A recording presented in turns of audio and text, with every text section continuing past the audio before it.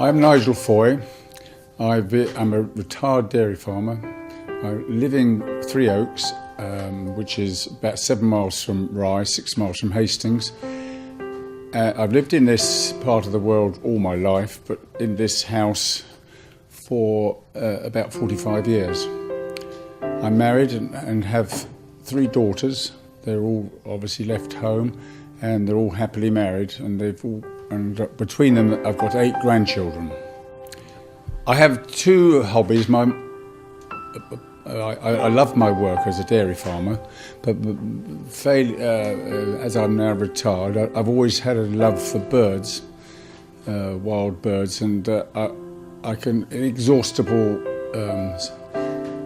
love one of God's greatest creations, in my opinion, and I can never see enough of birds, and that's one of my hobbies to date. And I also like wood turning, which is another, making something useful with my hands, something that God's given us, a lovely feature in the wood, and to be able to make it into something is very special. I've got plenty of wood which I can draw on and look at it and think, yes, that'll be nice, and then let it dry first before I work on it. I now have retained my brothers. We all shared it out. I didn't say I'd had 2 brothers, and I'm left with 35 acres, which includes a bit of woodland. It was 180 when I was farming it full time with the dairy herd, beef unit, and the poultry unit. God has always been there from an early age. I went to Guestling Parish Church and was a server at 13 and was confirmed. I did ask God when the time came to find me a wife, and He really did. Someone that so I couldn't replace. She's so wonderful, and we've had a good partnership. There have been ups and downs, naturally, like any marriage, but we've been married nearly 50 years. I knew God was there, and I did pray for things that are, in a selfish way, things that I wanted. But later on in life, I find that He does answer prayers, and He's given us a super life, a perfect life, from our perspective, and we're so truly thankful for it. I've been with Rye Baptist Church for about 35 years. I've always enjoyed it there because I felt it was a lovely, warm fellowship, and with my work, I wasn't able to give anything, to help the church running, but I used just to appear for the services and enjoyed it. But now that I'm retired, I feel that I must give something, and it's such a lovely fellowship to add to and to help, and I was chosen as a deacon, which really surprised me, but I do my best. I have a problem about talking freely, and I couldn't at this moment give a sermon, but God works on that. I've asked Him to be able to shape me up on that one, but we hope it will happen one day. The church, once we get in the doors on a Sunday night, we feel safe. We know that God's in there with us to listen to our prayers and to hopefully answer them. And I just think it's necessary to be in a community with the people that are all worshipping Jesus equally. Only today, I was in my Bible reading, I was reading about Angus Buchan, who was said that this farmer, at the time of the foot and mouth, the farmers were in a terrible state because they're losing their livelihood and their stock. And a lot of them who hadn't got a faith weren't able to cope with it, and sadly took their lives. A few people did because it was just end time for them. And one person in Berkshire thought about this, and he hired a corn exchange and wondered why God had asked him to get the farmers together to meet, and 1,000 people came, and he hired this hall, corn exchange, cost him £30,000, and he hadn't got any money, no savings, and he just was told to do it, so he did it. And then just by chance, within a month afterwards, the British Telecom came round and said, "We've just gone through our thing, we've found that we've got some masts and poles in your field which we haven't been paying for."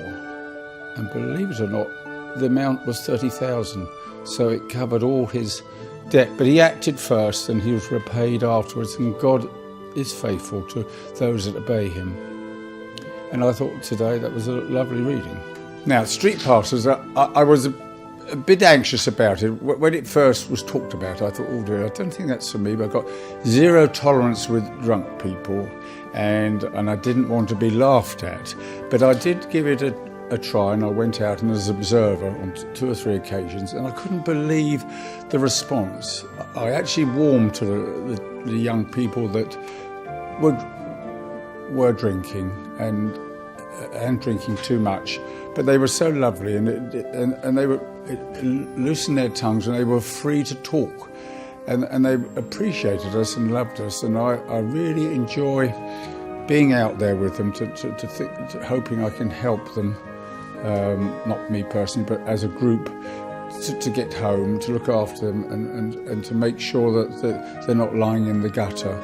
And in Rye there are possibly 200 young people that meet outside the club at about 2 o'clock in the morning, wondering if they ought to go home or whatever. But we make sure that we hope that they're all getting home safely.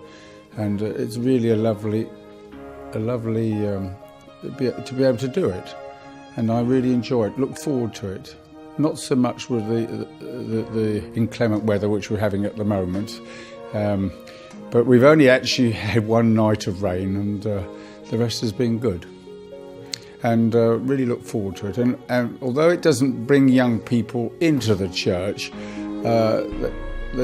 we do tell them that we are Christians, and that without any Bible bashing, and hope that they think, they're not so bad.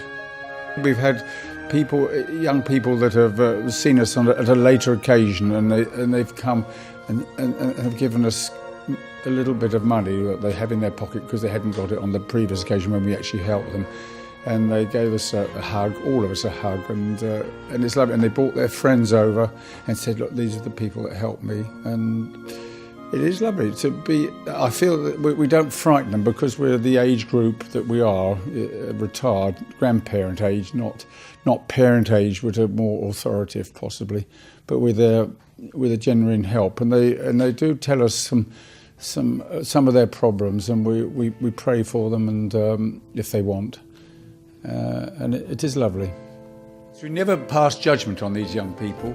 We're only there to help. We offer them water to dilute some of the alcohol down to make them feel less sick. We have all been trained in first aid and the way to handle the situations, and it has been necessary. They do ask us, why are you doing it, and on a voluntary basis. And we say it's because we love Jesus, and we're doing it for him, and it's what he would like to have done. And we just love to be amongst them. There have been times in my life when I've thought that's not really fair, but looking back, it was fair, and I didn't have a very good time with my brothers when we were working together on the farm, and it all solved itself. We ended up at the end of the partnership not talking to each other, and it was really bad. And I was meant to be a Christian, and they thought I was behaving in a fashion that wasn't at all Christian, and I couldn't bear it, and I did ask the Lord to please solve it, and He did, and we all went separate ways, but now we're very close, and it's all in the past. But I don't know whether I've won them for Jesus. One of them, I think, is a little closer than the others. But